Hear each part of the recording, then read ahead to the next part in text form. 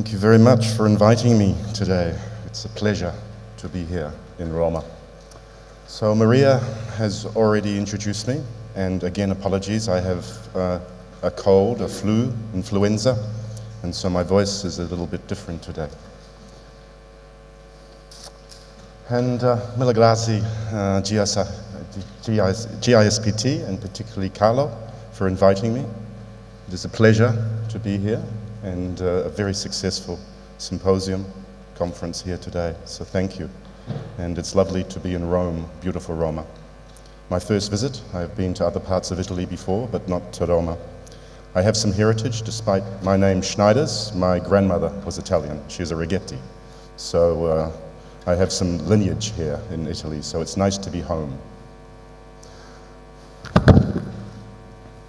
I am living in Queensland, beautiful Queensland, tropical Queensland, and this is my backyard, and this is the things I do. Not so much whale watching, but the whales come past our house. But you have the Gold Coast, you have the Great Barrier Reef, and of course you have beautiful tropical beaches. So I welcome you all to come to Australia, if you have not been to Australia, and visit this beautiful place. Very similar climate in the summer to Roma, but much warmer in the winter. My university has many campuses. It is based in Queensland, but has campuses in major cities in Australia, so in Brisbane and in Sydney and Melbourne, and even in Perth on the west coast. So we have 13 campuses. I live in a small town called Bundaberg, which is known for alcohol, rum. Okay, it makes lots of rum. It's north of Brisbane, maybe 4 hours driving north of Brisbane. It's a lovely spot. But perhaps this is a better map of Australia, a bit more dangerous, more things to bite you, hurt you, eat you, crocodiles, sharks, spiders, snakes. So maybe that puts you off a little bit coming to Australia, but it's a fun place. It took a long time to get here. It took maybe 1 hour from Bundaberg to Brisbane on an aeroplane. It took 14 hours from Brisbane to Dubai. It took 6 hours from Dubai to Roma. And then there was transit time. So overall, around about 30 hours to get to Roma. So a long time. So when I get to Roma, what do I want to do? I want to stand for 2 hours in immigration, huh? Much more fun. So maybe 32 hours to get to Roma. Never mind. But it's been great to be here, and I look forward to seeing the city and talking to the people. This is something that you might know. So this is a little definition in Italian, which you'll be able to read. Obviously, we are talking about concussion today. So we know that concussion is a brain lesion brought on by a traumatic event, either direct or indirect, and may result in unconsciousness, but often doesn't. And we know that it's only an acute, transient, and reversible condition. So that's what we're going to be talking about today, concussion. Now, my colleague Karam Khan, Professor Karam Khan, is here, the editor of BJSM, and they have been very supportive of the consensus statements on concussion in sport since the inception. And we're talking back to 2001 when the first statement was released. And the British Journal of Sports Medicine have been there with us all along.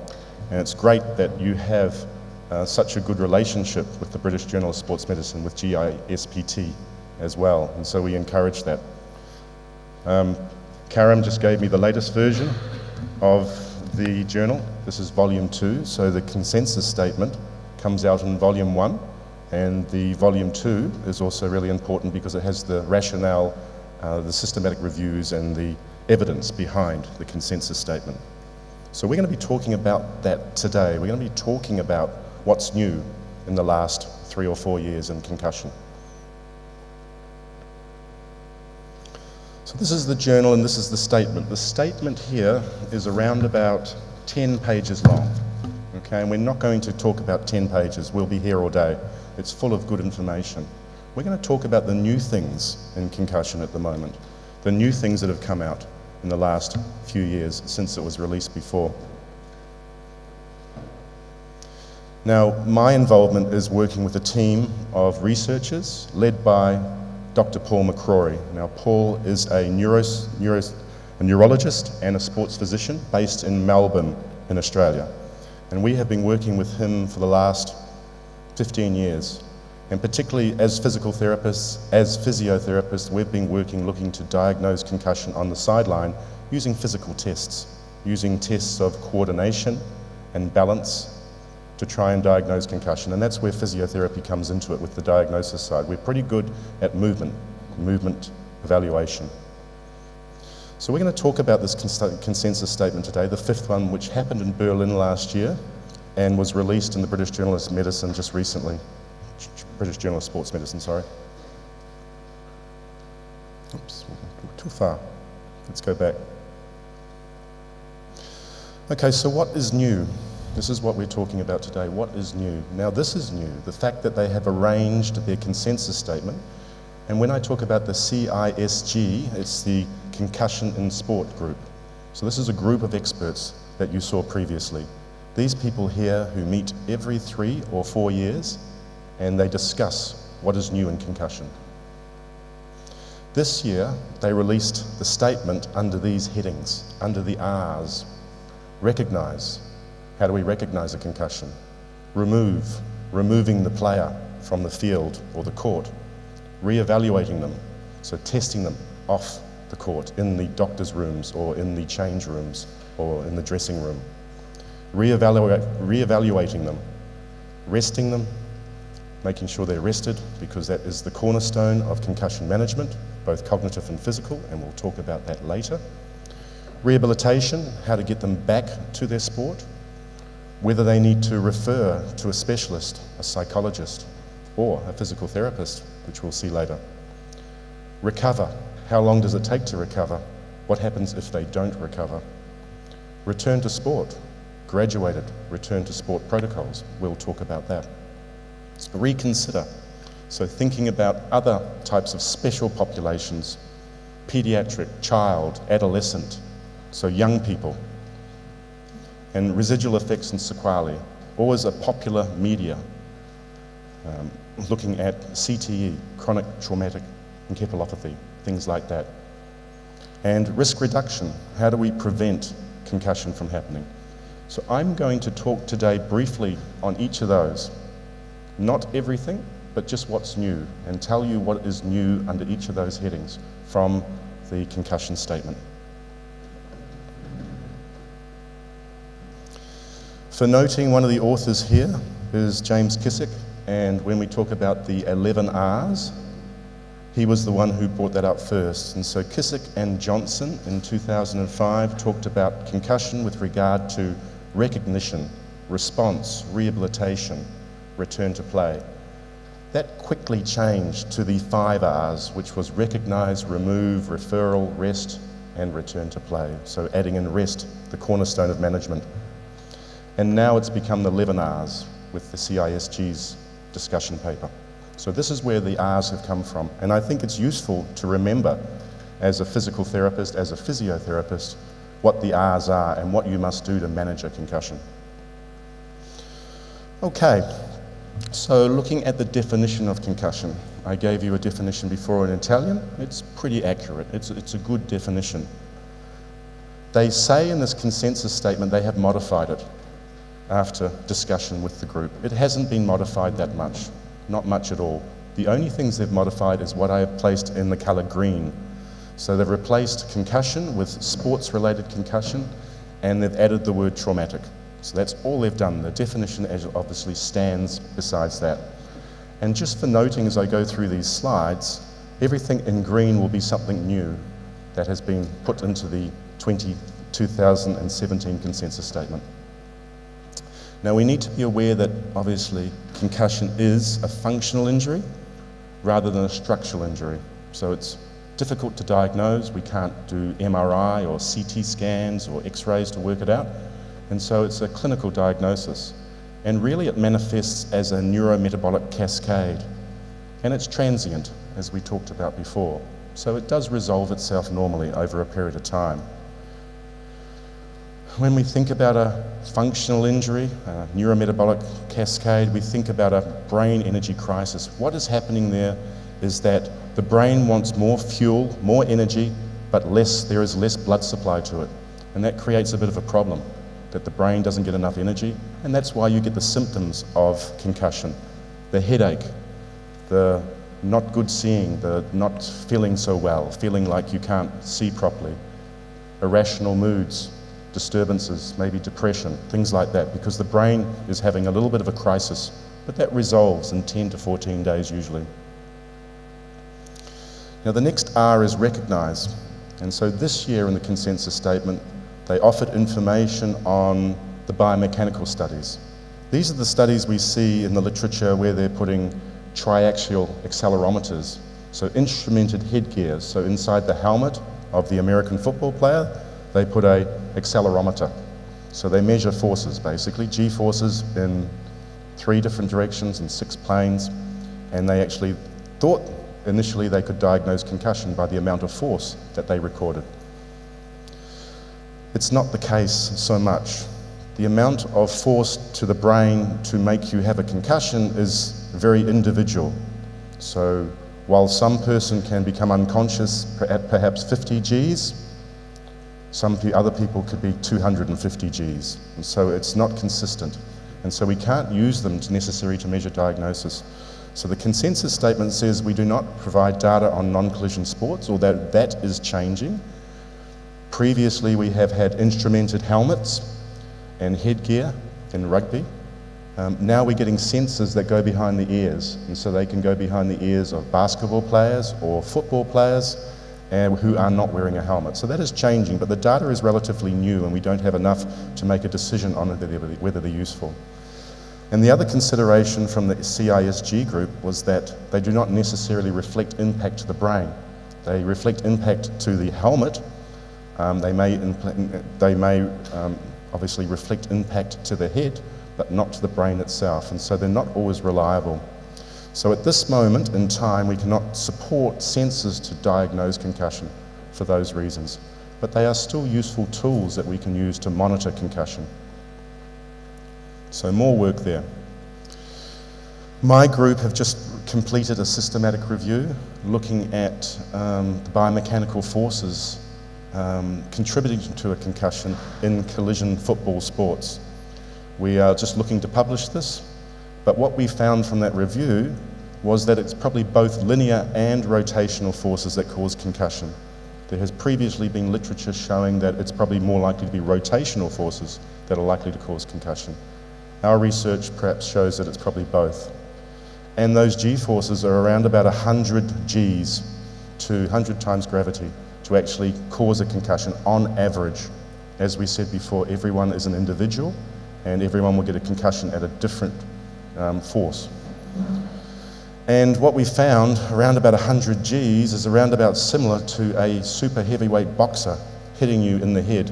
So if we've got Anthony Joshua, our current world champion boxer, hitting you in the head, those are the forces that athletes playing football get, playing soccer, playing basketball with an elbow in the head, similar to being hit by him, which you don't think is very pleasant. So significant forces going through the head. Recognise. So we need to know how to recognise a concussion. So traditionally we've looked at symptoms and signs of concussion. And when I talk about SRC, that's sports-related concussion. So we've always looked at symptoms, whether they be somatic, coming from the body, or cognitive, coming from the brain, or emotional symptoms. We've always looked at physical signs, loss of consciousness. What's new this time is that they've actually put balance impairments. Now we do know that when people become concussed, they lose their balance, they walk strangely. They do not, obviously, have very good coordination. So this is new that they've put that in there, which is good. So you should be looking for a loss of balance or impairments. And this is the area of our research, my research group, my physical therapy research group looks at these balance problems, and we'll talk about that soon. The other new thing for recognising a concussion, not just sleep disturbances, but wake disturbances. So people who are sleepy, tired all the time when they're awake, not just sleep disturbances. So that is new too. So somnolence is the word for that. Now, my research group has looked at tests that we can use as physical therapists or medicos to diagnose concussion on the sideline when the player has the injury playing football. And we came up with this test called the tandem gait. And we've been studying this test for probably 5 to 10 years. And it's a much better test than standing on one leg, so single leg stance. It is a much better test. Our research shows that it's a very stable test. It's not affected by exercise. It's not affected by other external influences. Now, this test is putting one foot in front of the other and walking on a line. It's very similar to a sobriety test to see if you're drunk when the police pull you over, okay? Very much the same test. And so we are testing our athletes to see if they're drunk, perhaps. Maybe some of them are, but hopefully not. So this is the stuff that we're putting into our SCAT, our Sports Concussion Assessment Tool, to diagnose. And it needs more work, it needs more research, but it seems like a useful test to test coordination and balance. Remove. We all need to remove the player from the sport or from the play or from the court or from the field when they're concussed, because they're at more risk of having another concussion, so that's important. When we look at remove here, we know that we must now use the SCAT-5, so the Sports Concussion Assessment Tool number 5, which is the new version. It's not that much different to the 3 which was previous. There was no 4, but there are some differences which I'll point out very briefly soon.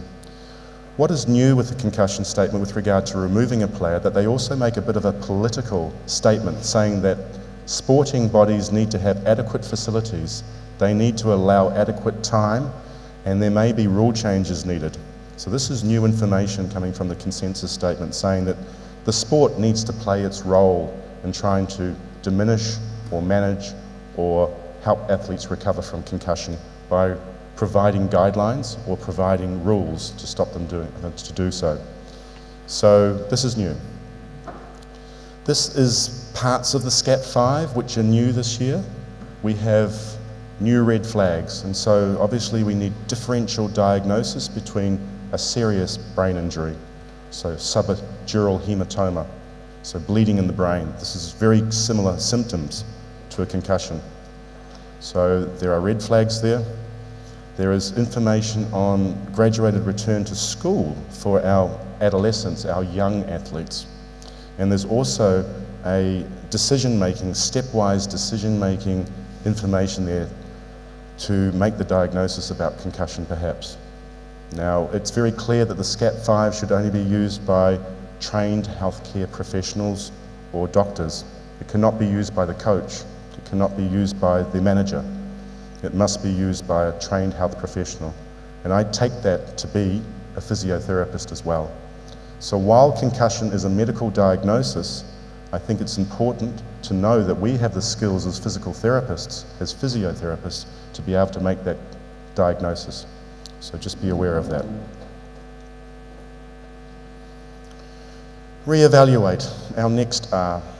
So the key features of a follow-up examination should encompass a medical assessment including a comprehensive history and detailed neurological examination. So you cannot do this on the field. You have to wait until you get into the facility to be able to do so. There we will ask them questions about their mental status, how they're feeling, how they're functioning cognitively, and also looking at sleep and weight disturbances. And the new thing with the consensus statement this year is that it appreciates there can be ocular or vestibular dysfunction. So vestibular ocular dysfunction. So problems going on around the head that can cause ongoing problems after a concussion. So when we talk about that, we talk about post-concussion disorder. Why some people don't get better in 10 to 14 days. Why it takes longer than 2 weeks to get better from a concussion. And we're now thinking that there are possible 3 things: physiological, vestibular ocular, or cervicogenic things that could be going on as well. Now the physiological things are what I showed you before with the neurometabolic cascade of the changes in brain function, and that may just take longer to resolve. Or we may need to speed up the process by giving them an active rehabilitation program. We're now starting to identify that there are vestibular ocular systems that may have been also damaged during the concussion. We are now starting to realize that there could be other cervicogenic, so problems coming from the cervical spine that could be manifesting as headaches or other disturbances. So it's important to know that. And as physiotherapists, you have the ability to treat some of these people with these conditions by doing some of your canalith repositioning maneuvers. You may know about that for some of your neurological patients. Some of our concussion athletes need this type of treatment to restore the vestibular system, to make it function properly, to make them work and not lose their balance again. Reevaluate. So what does that mean? So this is what you do afterwards, particularly if they're not getting better. We have a picture there of a diffuser MRI, basically, which looks at water content within the brain, which is becoming a very useful tool. Diffusion imaging, basically looking at water content, and we can now think we can determine between a concussed and a non-concussed person. The problem is that not everyone has this technology. In the major hospitals of Rome, you would have this technology, but in smaller towns in Italy, you would not have this technology. So it's not clinically functional to actually use it so easily. There's fluid biomarkers, there's peptides and proteins we can look at in the blood or the cerebrospinal fluid to determine whether someone has had concussion. But again, this is not standard practice for someone who has a concussion. Concussion is a clinical diagnosis. We can determine they've had a concussion by the mechanism of the injury, the forces involved, their history, also the symptoms and signs that they present with. So we don't really need this imaging. We can tell that already. But these are useful research tools and will continue to develop. But they're not so useful for you as a physiotherapist or a sports physiotherapist to use in your daily practice. So we don't need to worry about them too much. They're expensive, they take a lot of time and effort, and they don't really tell you anything more than you know with a clinical diagnosis. Rest. Well, we always thought that rest was the cornerstone, the most important thing in management of concussion. And that's what we do. We say you must rest. Now, it used to be just physical rest, but now it's also cognitive rest. So trying not to overload your brain, trying to relax your brain, trying to relax your body. It's becoming clear, though, that we don't know enough about rest. Currently, there's insufficient evidence that prescribing actual complete rest, that's total rest, actually has the desired outcomes. And so we've pushed back a little bit from that. We're not actually saying that. We're now doing graduated return to activity with not total rest. And we'll see that a little bit later with some of the slides I put up, some of the new tables that they have in the consensus statement. Now, after, best practice is to rest after an injury, whether it be an ankle injury or a knee injury or a brain injury. So rest is important. And so we're still suggesting 24 to 48 hours, longer if you are a younger athlete, because the brain is just a bit more vulnerable when you're younger. The trouble is that we don't know how much rest, and I think it's probably because it's individualized. Everyone is different. So as clinicians, we need to manage our patients based on their signs and their symptoms, not on this much or this much or this much, because we cannot say. Rehabilitation. So we need to particularly rehabilitate people who perhaps have prolonged symptoms. So we're now starting to see that some people have continuing symptoms, post-concussion syndrome, after the concussion, lasting for a longer period of time. Now the problem is that we don't have lots of information on research in that time between when the concussion starts to when it usually resolves itself, which is usually 10 to 14 days. We usually just wait for that. So there's not much research on early interventions for concussion.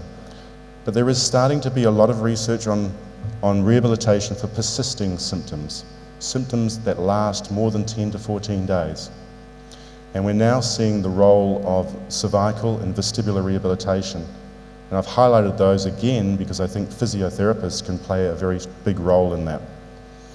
And we can also play a big role in our active rehabilitation programs for physiological effects of concussion, where we can exercise people to sub-symptom thresholds or sub-maximal thresholds and increase their tolerance to exercise.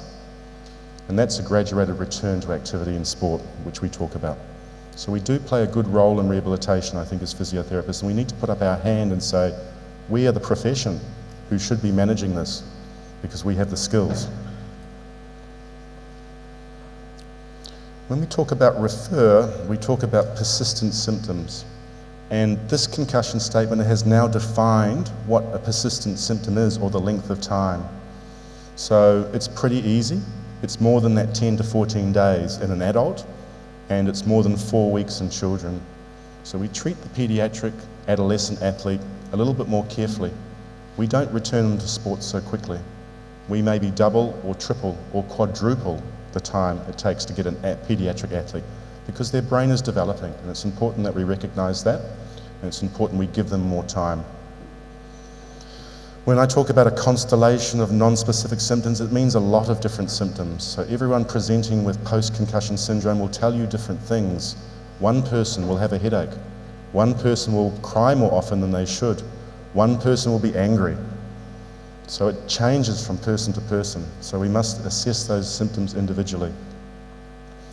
And then we must do a multimodal clinical assessment. So that means a lot of things. We need to do an assessment which looks at the neurological components, the cognitive components, and also the physical components as well. And we need to consider both the primary and the secondary pathologies.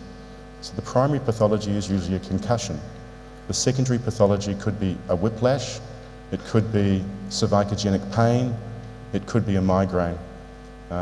From the cervical spine, perhaps, triggered by the cervical spine. So we need to consider just more than one diagnosis these days. We know that treatment should be individualised and targeted. We've been talking about that today, that we can't treat them all the same. That makes it very difficult to do research on, because we like to do randomised controlled trials and treat everyone exactly the same. It's not possible with concussion because everyone is different. We need to give them a symptom-limited aerobic exercise program, which is graduated, which starts off slowly and builds in intensity and builds in load as well. We need to do the cervical spine and vestibular rehabilitation. We talked about that before. And sometimes we need a collaborative approach. We need to talk to our colleagues in psychology, because perhaps there's some CBT, some cognitive behavioural therapy that needs to be performed to help these athletes recover. We do know that there's limited evidence for pharmacology, for medicines, for drugs. They don't seem to work that well with concussion. Some studies show perhaps they do, but the research on a whole suggests that medication, pharmacology is not that effective. But there are other more effective strategies that are starting to emerge, such as the exercise. I put this slide in here for my friend Mario Bazzini because he likes this slide. It's his friend. Okay. Recovery. When does recovery happen? Again, we don't know. For some athletes, for most athletes, it recovers quickly, but for some it doesn't. What do we know about that now? What do we know about the recovery? Well, we're starting to know more. We do now know that the strongest predictor of slower recovery with a concussion is the severity of the initial symptoms. So the more symptoms they have straight after the concussion, the slower the rehabilitation, the slower the progression, and it will take longer for them to get better. Conversely, if you don't have many symptoms after concussion, you feel fine, it's a very good sign that you're actually going to get better quickly and can return to sport quickly. We also know that subacute migraines or depression are indicators for persisting symptoms. And so if the patient athlete tells you that they are starting to feel sad, they're getting migraines, then we know that they're going to take longer to get better, and we may need to refer them on to the appropriate practitioner. And this is interesting, the bottom point as well, that we know now, starting to know that perhaps teenagers, especially females, especially girls, have a greater risk of persisting symptoms. And there could be a number of reasons for that, which we probably can't have the time to talk about today. But there was some thought some while ago that perhaps females get more concussions or get concussions more easily than males. The evidence is sort of uncertain with that. We're not too sure whether that is true or not. But we do know from general medicine that females are more in tune with their body, more in touch with their body. And they do go and talk about their bodies with doctors more often than males do. So they report their symptoms more than males. So perhaps that's what we're seeing here.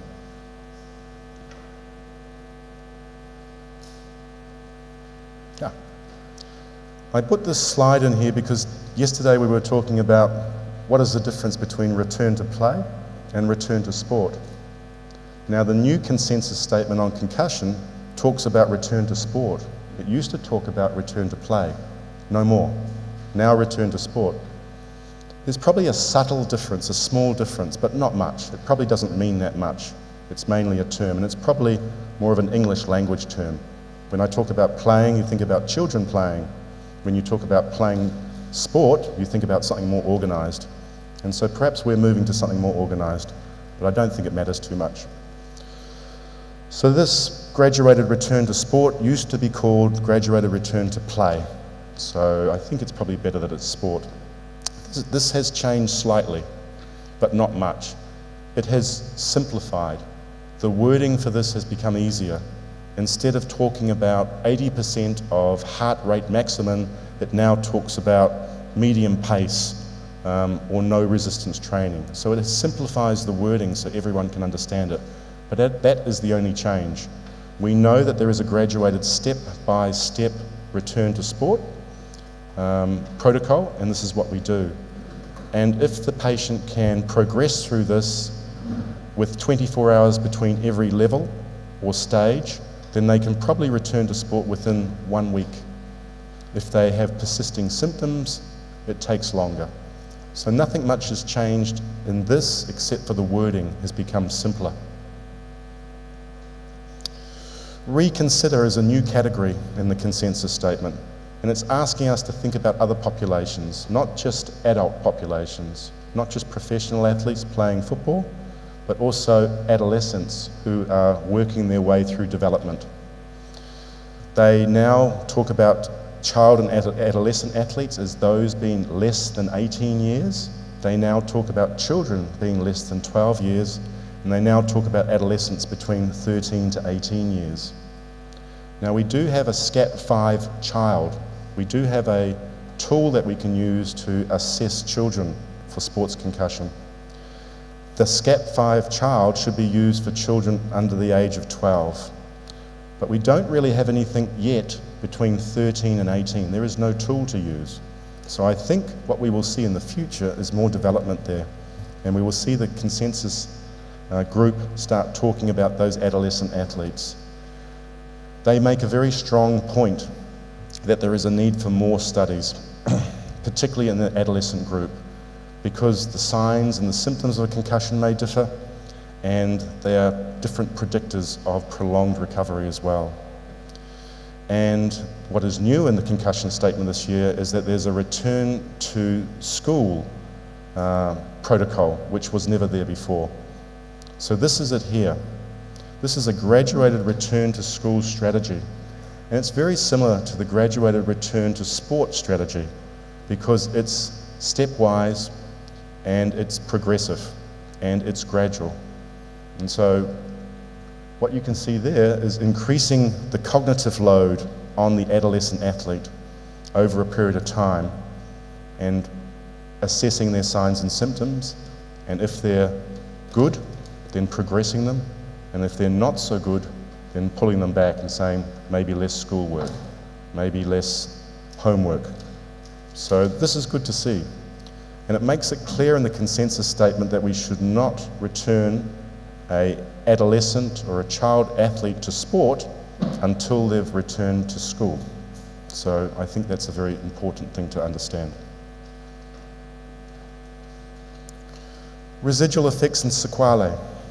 Okay, so these are the things that we hear about in the media every day. We hear about the NFL star who's got depression, who is suing American football for much money because they're not very happy or because they committed suicide or things like that. And we're now hearing a lot about CTE, which used to be called Athletica Pugilistica. And I can say that to you because you're from Italy and you speak Italian and of course you speak Latin. So athletica pugilistica, you know exactly what that is, where my colleagues in Australia probably don't know so well. I did Latin at school. Useful? Maybe not so useful. Maybe good for maths. I don't know. So we're now talking about CTE, which is the same thing, punch-drunk syndrome.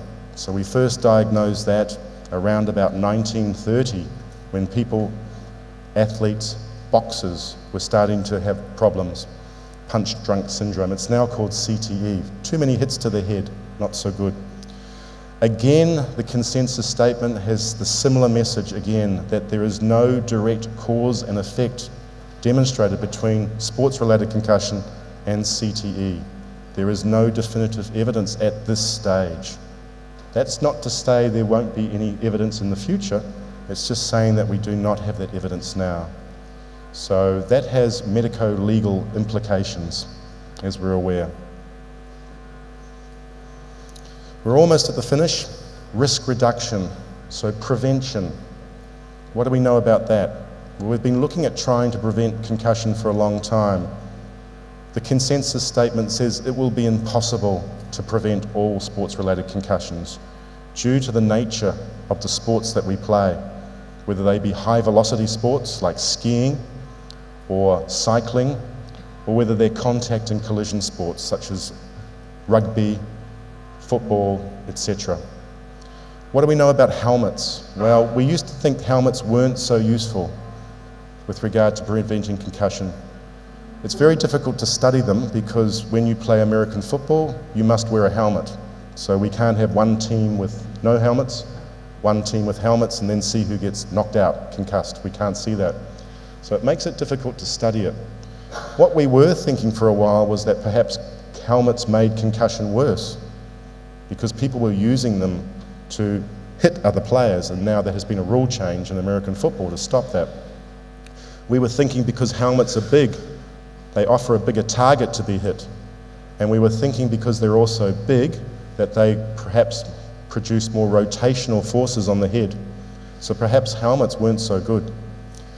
Now we're not so sure, but we do think that helmets don't protect you from concussion still, unless perhaps you're skiing or snowboarding. But we're talking about catastrophic injuries with skiing and snowboarding. Traumatic brain injury, not mild traumatic brain injury. There used to be very little evidence for mouth guards preventing concussion. We're now starting to think that there's starting to be a bit of a mixed response. Some studies will show that concussion is decreased by using mouth guards. Some show it's not decreased, it's the same. But there is starting to be a trend towards perhaps a protective effect. Now again, a lot of sports mandate or make you wear a mouth guard. So if you play basketball, if you play football, if you play American football, you must wear a mouth guard. So again, very difficult to do research on those sports. The thing we have the most influence on perhaps are rule changes. In football, now when you go to head of the ball, you cannot lift your elbows up and hit someone in the head, you know that. In ice hockey, in the lower grades, in the adolescent grades, you can now not shoulder charge them so much. And in American football, during practice, the contact is being reduced for adolescent athletes as well. So we can change the rules slightly to help athletes prevent injuries, but we can't totally change the rules. So in summary, my friends, the consensus statement that we have here reflects the current state of knowledge of sport-related concussion. It's not perfect though, we don't know everything. It's designed to inform your clinical practice, but it's a working document, meaning that it will continually change each year, each 3 years, each 4 years. Each time there is a meeting, it will change when there's more research out there. And the Concussion and Sport group acknowledge that the science of concussion is incomplete and that it's really up to you as clinicians to use your own clinical judgment on an individual basis to determine who and who is not concussed and how best to manage their rehabilitation. Mille grazie. Thank you very much.